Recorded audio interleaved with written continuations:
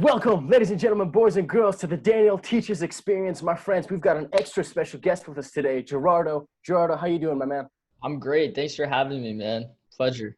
We're very happy to have you. Now, my friends, for anyone who's not aware, Gerardo is a wizard when it comes to branding, making a logo, marketing, putting yourself out there, right? What if you have an amazing product, but you don't have any good marketing? Marketing is so absolutely essential, especially in the times that we're in right now. So without further ado, let's talk about marketing. Let's talk about the importance of marketing for any entrepreneur, small business owner, or really for anything that you're doing in life that you want to show people, that you want to get eyes on your product and how important it is. So just to start off, Gerardo, tell us a little bit about yourself and about how you got into marketing and doing what you're doing right now. Absolutely, for sure. So I started gaining interest in marketing a couple years back. I think it was maybe like 5 or 6. I'm so bad with time, dude.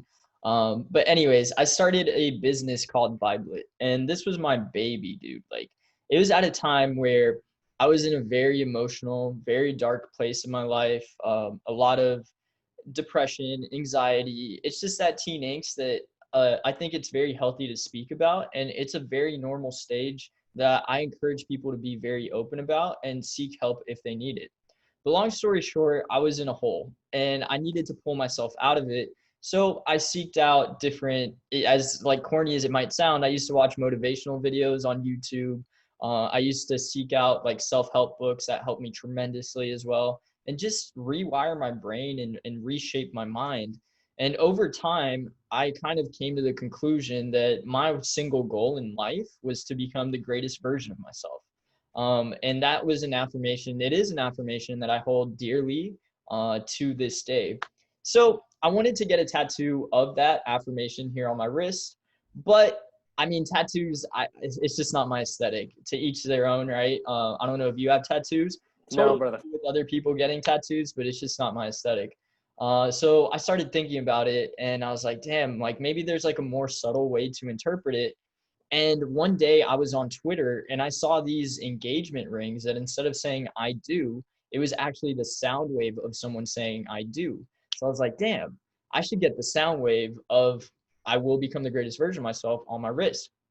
So fast forward a couple weeks, I'm at the tattoo parlor about to get that tattoo on my wrist, and I just could not go through with it. I straight up like pussied out. I don't know if I'm allowed to say, Be but yourself, man. Be yourself. I straight up pussied out. I was like, nope, not for me.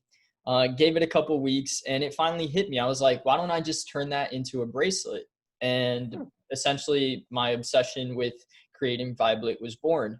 I went through it all, man. I went through the phase of saving money, product design, finding manufacturers. But most importantly, I was under the impression that all I had to do to sell these things was to create an Instagram page, Facebook page, and dude, I was set. I was good to go. I was gonna make millions. Um, then came launch, and life just like slapped me in the face. I was like, damn, Oh this is man. not working, dude. So that's when I was forced to actually dive deeper into marketing, learn how to run Facebook ads, learn how to actually make stable content, create relationships with different influencers and content creators. Like all these different facets on what we view as social media marketing today, it all came from being a foolish young entrepreneur that just wanted to make the world a better place. So yeah, dude, that's essentially how I got started. It was all basically self-taught, a lot of feel. More than anything, that led me to offering those same services to different companies. Once I had to put my baby to sleep for a while, I'll definitely revisit in the future once I have more capital, because I still am very fond of the idea, but all in due time. But that being said, it just sort of like lit a fire in me. It's like, damn, this was literally my biggest weakness going into this. I really need to sort of like develop those skills. And little by little, I just started offering those different skill sets, different offerings to different businesses. And yeah, now I guess that's what got me to where I am right now. That's awesome, Gerardo. That's awesome, dude. I've got so many questions I'm ready to Sure. ask you, man. Goodness. We got Okay, time. just to start off, you know, when we're talking about, so we've, established that, it's more than just having an Instagram page. It's more than just having a Facebook page.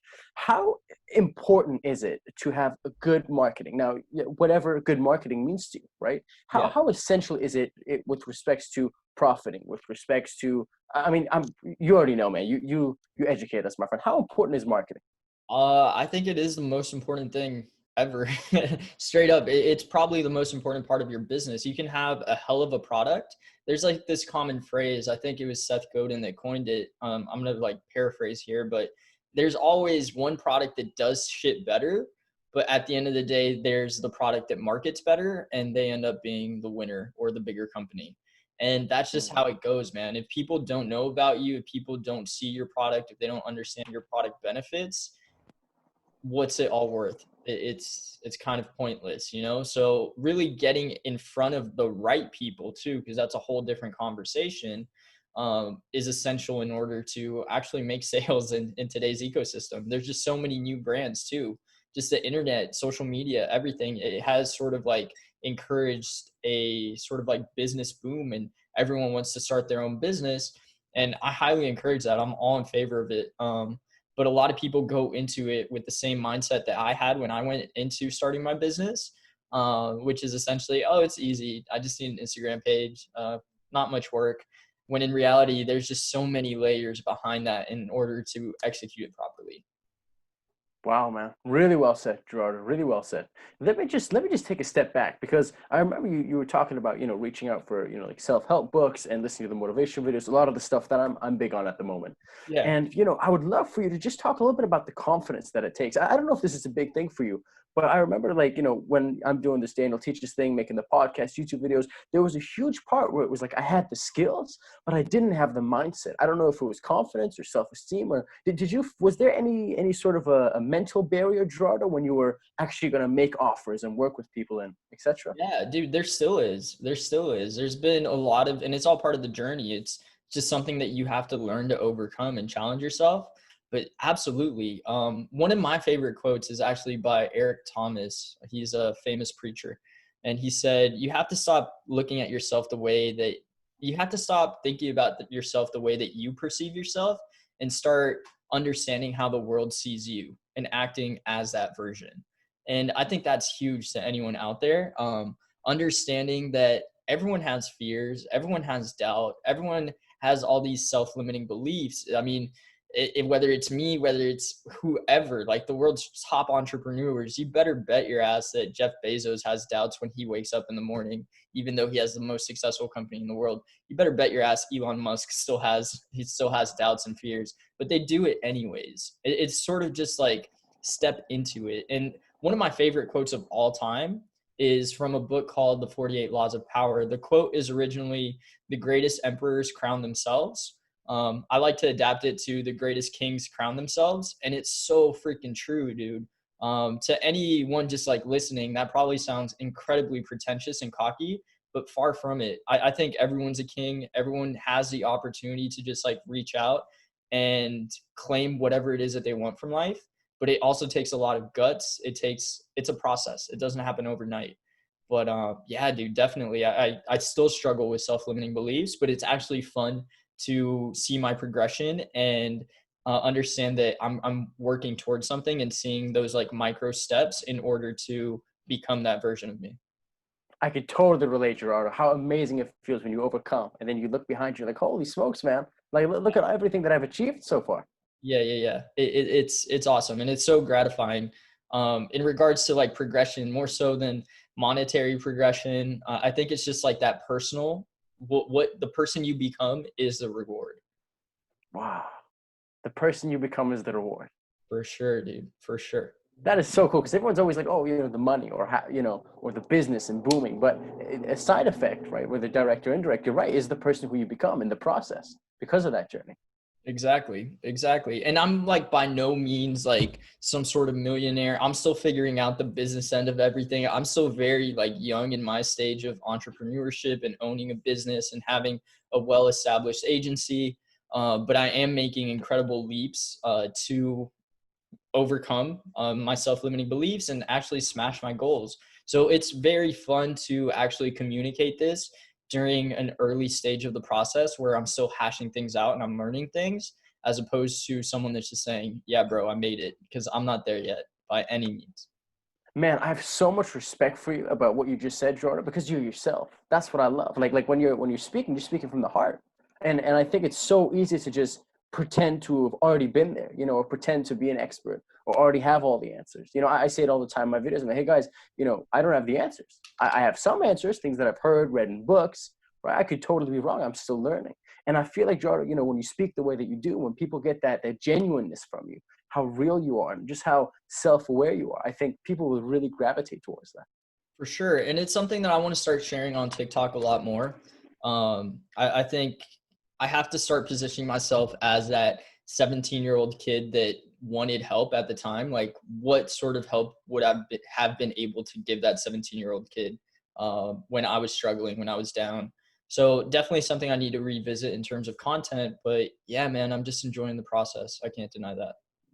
Good, my friend. Excellent. Good. It's all about the process. It's all about the Absolutely. process. Good. So, Jordan, my man, what do you think is one of the biggest myths about marketing? I think I kind of like touch base on that you just need sort of like that Instagram page, Gotcha. that Gotcha. it's Yeah. easy. But I think going more in depth is that whatever works for another business might not necessarily work for your business. So Mm. copying and modeling, I think it is important to sort of like model after people that have done it before you, businesses that have done it before you, but it doesn't mean that you can just like copy and paste their strategy and it's going to work for you. Because there's so many underlying factors behind that. Let's say, for example, you're copying a business that has been established for 10 years, right? They already have more familiarity with the audience. Maybe they already have a more budget to spend. They have like more margin for error, as opposed to you being a fresh business. No one knows your name, and you're just copying someone that's 10 years ahead of you. So I think that's like a sensitive subject as well. And you really need to learn and assess what best practices could be applied to your business, depending on your stage of the development. Excellent. So make it work for you. Apply it to your own thing.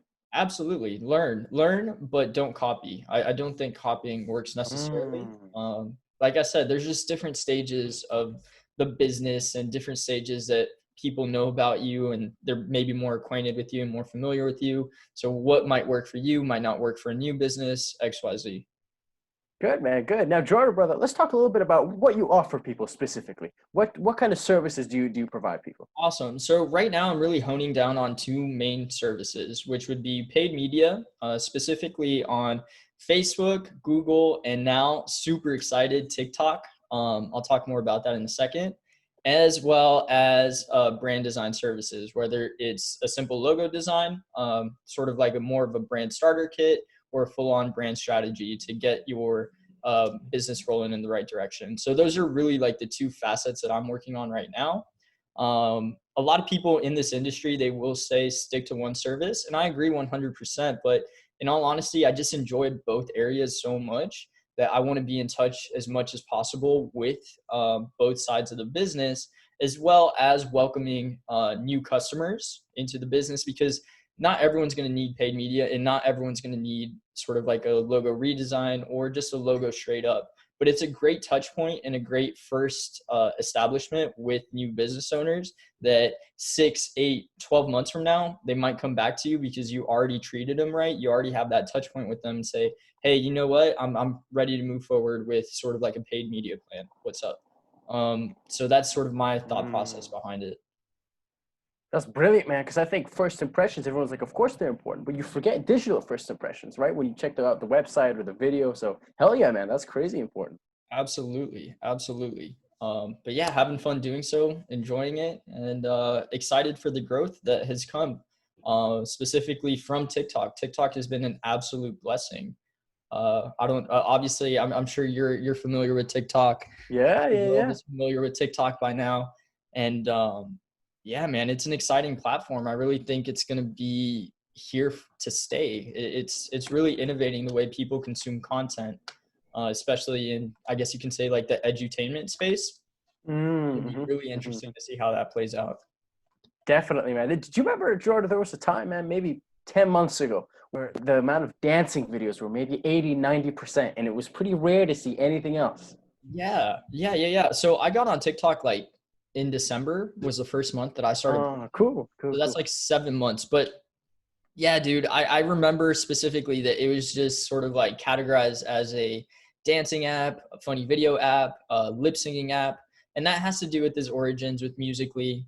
But like Hmm. every other social platform, it's been developing. Obviously, you start to see more and more sort of people like niching down in terms of content on the platform, whether it's business owners, entrepreneurs. I've seen lawyers, plastic surgeons. I've just seen like all sorts of people just hopping on there and loving it, growing immensely as well. How cool is it, man, that TikTok is so unique in the sense of it really stands out on its own. So what I mean by that is, when you're thinking about posting on a platform, and I'm totally like paraphrasing Gary Vaynerchuk here, but it's like it's a different mindset when you're on TikTok as opposed to a Facebook, as opposed to a LinkedIn, Yeah. as opposed to a Twitter. And it's just so fascinating to see. I remember I would make these like YouTube videos about psychology, 10, 15, 20 minutes, breaking down things like depression and anxiety. And I was like, okay, how the heck can I take a concept like depression and break it down to a 15 to 60-second video so that I can capture a 12-year-old's attention? Like just the challenge on its own, it's such a stimulating thing to think about. Yeah, absolutely. It's a lot of fun too because it's completely different from everything else, like you've Mhm. said. So you really have to go in with a different mindset in terms of how you communicate content. You can't necessarily sit behind your camera for 5 minutes and rant about a specific Mhm. subject. So Mhm. it's like, what's the quickest, fastest, and most digestible way that I can interpret this topic, this concept? I actually read a quote and I made a post about this on LinkedIn, I think yesterday, about how every sort of a great sign of a good communicator, which I think communication is incredibly under talked about as a core like skill set that everyone should really develop and work on, myself included. But if you can't explain a certain concept to a third grader and have them understand exactly what you're talking about, then I think you should work on further understanding that concept to be able to dumb it down. Because by doing so, you kind of like gain a deeper understanding of the concept. So that's a really cool thing about sort of like teaching different principles, even to like a younger demographic. It's like, okay, you start understanding these things more profoundly because you're able to communicate it to them in, I hate using the word dumb down, but just for lack of better terms, I guess I'll use it. Simplify. Exactly, in a simplified manner. So I think that's a really neat asset about the platform. Definitely, man. 100%, 1,000%, dude. Now, dude, Jordan, we have to talk about this. You have a following of over 200,000 people on Yeah, TikTok. To talk to me about what did that look like? Was it just like, was it one or two videos just blew up out of nowhere? Was it a slow increase? What I was mean, that like? I guess talking about Gary Vaynerchuk, back in October, I watch his videos occasionally, and he would just like consistently praise TikTok, TikTok, TikTok. So I'm like, dude, I'm tired of this. I'm tired of this guy like talking about TikTok. I might as well check it out. Uh-huh. I first hopped on the platform, just kind of like consumed and observed, like saw the mindless funny videos and all that stuff. But I'm like, okay, how can I start to apply this to sort of like my niche and finding a niche for myself as well? So what I did, I remember having a conversation with a good friend of mine, and I said, dude, like, I think I want to take this TikTok thing seriously. I think there's a lot of opportunity. I'm going to try and post 3 times a week. And he's like, yeah, dude, I think you can definitely do that. And at the time, like, dude, 3 times a week seemed crazy, like Yeah, for sure. impossible almost. But anyways, I stuck to it. Let's say around like mid-December, I might have started. Within 10 days, I got my like first viral video, and I was like, holy shit, this Whoa. is for real.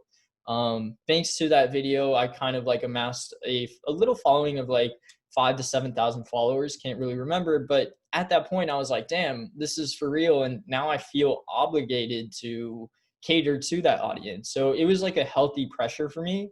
And little by little, I just started ramping up the production of the content, how much I would post per day, per week, better said. And yeah, man, the growth has been pretty steady, pretty consistent throughout. It's been great. Awesome. But the Jordan, how important is it to, what's the word, to be consistent, to keep putting out content, to putting Yeah, out content on the daily?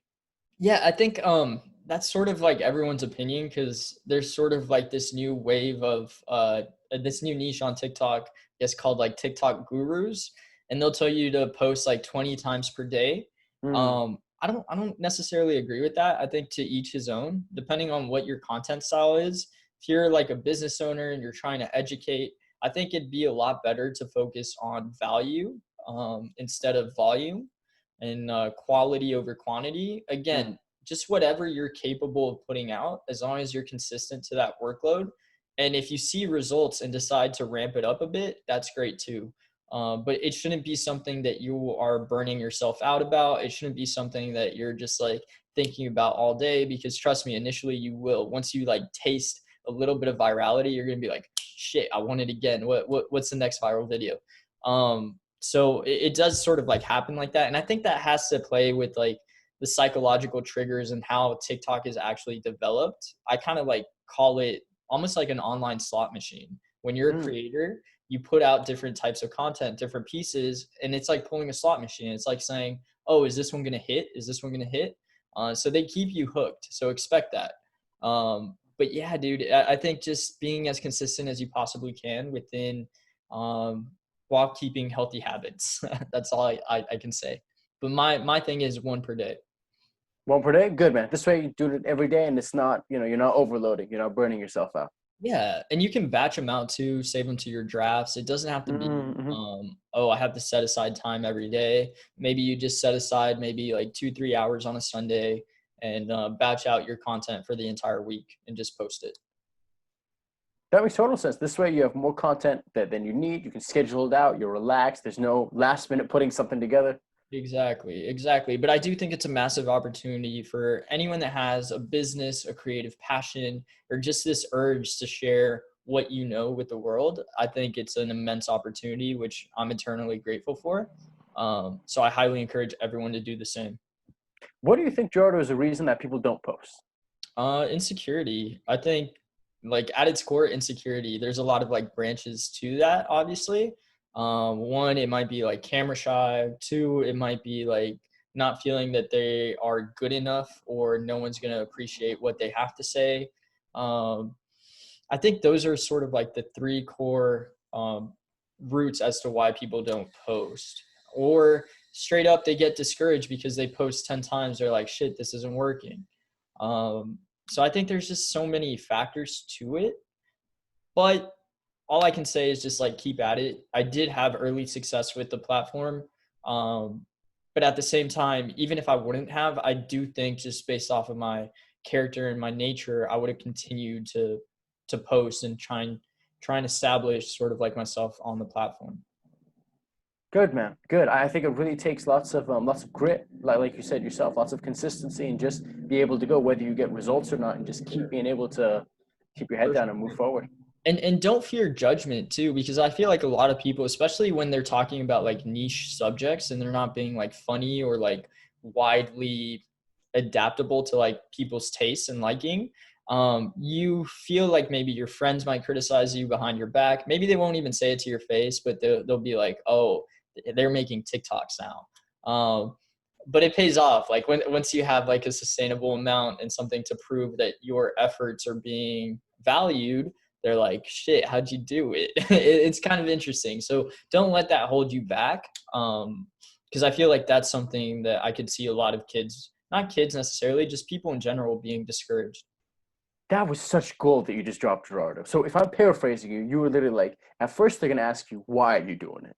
Yeah, And yeah, then when you make it, they'll be like, how did you do it? And you're yeah. like, you bastard, dude. Like, oh man, that was so good. You're 100% right, man. You're 100% right. Because when you have 50 followers, like, dude, what are you embarrassing yourself for, man? It's an app for 13-year-old girls. But then when you get 500,000 followers, it's like, okay, now we're getting It's like, somewhere. oh, you're getting paid from this? It's like, Yeah, like, how do I do it? Like, oh, I see. Good man, good. I think that's the subject, man, that hits so close to home. This idea of being able to overcome other people's judgment and overcome other people's opinions. And I actually think, man, it's good for people to be exposed to negativity, because my worry is, imagine if you turn off comments, right, for 10 years, whether you're posting whatever, all of a sudden you turn it on, the first negative comment is going to cripple you, right? Because you haven't been exposed to that, you don't know what it feels like. So I yeah, think it's super, super healthy, even from an emotional aspect. Being able to post something. I don't know, Gerardo, whether you how many of the comments you look at, or what your what's the word, what your opinion is on that. But usually, man, any comments that I've gotten on TikTok that are maybe negative, I'm always like, Daniel, they're judging you off a 15 to 60-second video, man. This person doesn't know you. It's super easy to take something out of context. And if it's just straight up hate, they're probably in a bad place themselves. So I think Yeah. it's important to be able to do that. Yeah, absolutely. I think you develop a scar tissue. I think oftentimes there are times that people just get under my skin and I'll entertain it for a second, but it's not a good habit. In all honesty, when it comes to negative comments, just lead them astray. And like you said, they're probably not in a great place. But yeah, overall, like my experience with TikTok has been a very uplifting community. Uh, I really think that the trolls per se are sort of like outliers in the community. I So agree. instead of focusing on the bad stuff, just focus and reward the people that are sort of like commenting good stuff and praise and just like thanking you for what you're doing, right? So just focus on the good. Don't let that sort of like bad stuff influence your behaviors. But I still have work to do in that regard as well. Who doesn't, my man? Who doesn't? Who doesn't? Good. Good, good, good, good. Excellent. Now, my friend, would you say that TikTok is so are you using all the social media apps right now, Gerardo? Are you on all the big ones like the Twitter, the link to the Facebook, or no? Is I it just don't a few? use Twitter. I'm Gotcha. actively using LinkedIn a lot more. I'm trying to post on LinkedIn once a day because just like business wise, B2B, LinkedIn is definitely the way to go. I'm not by any means like a quote unquote expert in regards to LinkedIn. I'm still figuring that out. And if anyone has any advice, please drop me a DM. I'm always down to listen. So yeah, I'm figuring that one out. Facebook, I don't touch with the 10-foot pole. Instagram, yeah, there's no need. Instagram, I like Instagram. I think Instagram's fun. I don't think it's going anywhere. And I like more than anything sort of like the personal aspect that DMs are a lot better structured than on TikTok for the time being. So I definitely, that's one of the main reasons why I use Instagram a lot more. And I really like their story function. Being able to just like be more personable with your audience. I think that's awesome. And just being able to share and curate other things that you see online on Instagram specifically. So definitely Instagram's cool, but TikTok, man, TikTok is the bee's knees right now. I wouldn't focus like your content efforts in terms of like 80-20.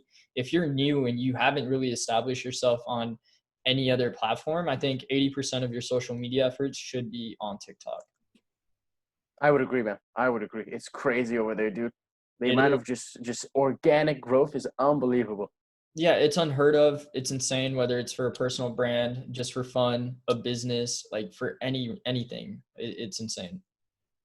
How much harder, Gerardo, would it be to do what you're doing, or for anybody to do what they're doing, entrepreneurial or small business wise, without posting on social media, just not having any social media? Impossible, really. I really attribute everything that has come like in the past couple months in terms of client flow and just workload in general to my social media efforts. It's almost like the law of reciprocity. Like the more you give, the more you get. And I really am truly understanding the value of content marketing and how giving without expectation comes back to you in ways that you just wouldn't expect. So that's super cool. And I think content marketing should be sort of like the pillar of pretty much any business. If you see, especially online ran businesses, there are certain outliers. I think like restaurants, they don't necessarily have to be a part of that. Maybe like car washes, just like those sort of like businesses that have no business really being on social media too much. But if it is sort of like something that facilitates social media efforts or online interactions, or maybe you're trying to monetize your personal brand, then you absolutely have to be on social media. I totally agree, man. I think if I always think of the analogy, like, let's say, Jordan, me and you, we both write a book, right? And I'm thinking, all right, I don't have social media. You do have social media. I'm thinking, okay, well, if this was 40 years ago or 50 years ago, I just write this book. I hope it has a nice fancy cover. Someone's going to walk past it and hopefully buy it. All you got to do, Gerardo, is go to Instagram. Let's say you have 100,000 followers. Hey, everybody, new book coming out, Gerardo Conquering Life. Check it out. And even if 1% of your followers go and buy the book, I mean, it's just mathematically, it's almost, you can't even compare it to the person who doesn't have social media. Yeah, dude. And also like building an audience gives you social leverage as well. Mm-hmm, mm-hmm.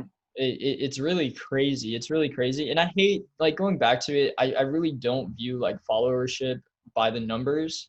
I'm really appreciative for each and every one of like my followers that supports me, but I don't really care too much about the numbers. But I do understand that brands, businesses, all that stuff, they do care. So it is interesting how it becomes sort of like a battle of perceptions. But more than anything, I'm trying to focus on giving my audience value, not really focusing on the numbers itself. But unfortunately, I feel like that is sort of like part of the business from an outsider's perspective.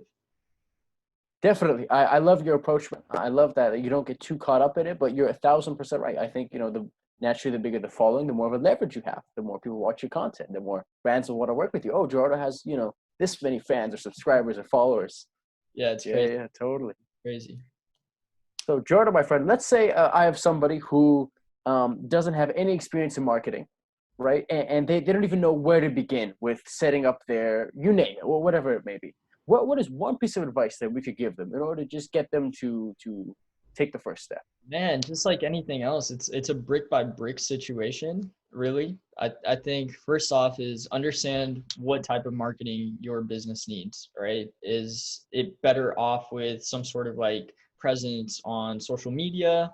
Do you need to establish like a solid SEO to have sort of like organic discoverability on Google? Like what type of marketing strategy best fits your business? Because I feel like a lot of people just throw around like different terminology. Even when you're talking about advertising on different platforms, like a restaurant advertising on TikTok, that makes no sense because the targeting capabilities are not there yet. They might be better off advertising specifically on Google search or running Facebook ads. You know what I mean? So it's just understand what type of marketing best fits your business and then take proper steps in the right direction to learn those skills to apply them to your business. Awesome, man. Awesome. That makes total sense. You're right. It really depends on, what you have to offer and does it make sense to offer it in that place? Exactly, exactly. Because I feel like a lot of people, they just hear all these different buzzwords and trends going around in the marketing world, and they're like, oh, I need to do that for my business when it's not really a good fit and it's not where your audience lives. So definitely something to be conscious of. And I think that's a huge first step. Good, man. Awesome. Awesome, awesome, awesome. Really good. Jordan, my friend, was there something that you had on top of, like, that you want to get off your chest that was flaming around your head? You're like, oh, I want to make sure we talk about this during the episode. Man, not anything specifically. I think obviously I had a great time. TikTok is a main subject for me right now. I'm really bullish on the platform. I think TikTok ads are really going to not revolutionize, but they're going to become a big player in uh, the way e-commerce brands function. I think it's going to be a main part of their strategies moving forward. And this might take a couple years, but I really think TikTok is here to stay, and it's really making a dent into other platforms in terms of attention. So that one's going to be really interesting because when you talk about content, right, you can't use sort of like a Instagram post and post it on TikTok, run an ad on that because it's Mm-hmm. not native to the platform. You literally have to study the ins and outs of the platform, understand the trends, understand the pace, the tonality, who your audience is, how does your audience communicate on the platform, like that. Just right there, that's like 5 or 6 different sort of like micro assessments that you need to make in order to establish the proper creative for your ads. So just that alone, it's a lot trickier. I think there is going to be a learning curve behind it, but it's definitely here to stay, and I think it's going to be a big player specifically for e-commerce in the years to come. That's exciting, Gerardo. That makes you super excited, man. For sure, Oh, bro. man, the capabilities, the possibilities. Hey, Gerardo, thank you so much for joining me today, brother. I really appreciate it. For any of the wonderful people listening to this, where can they find you? What are your social media handles? Absolutely. So on TikTok, it's Gerardo_Perez, and on Instagram, it's Gerardo PNF. I wish I had them both the same. I was a little late to the Instagram game. I'll figure out a new handle, but I'm still working on it. But yeah, that's the best way to find me right now. Sweet. Awesome. Gerardo, thank you so much for your time. Thank you, everybody, for listening. This has been another episode. Take care, everybody. Bye, guys.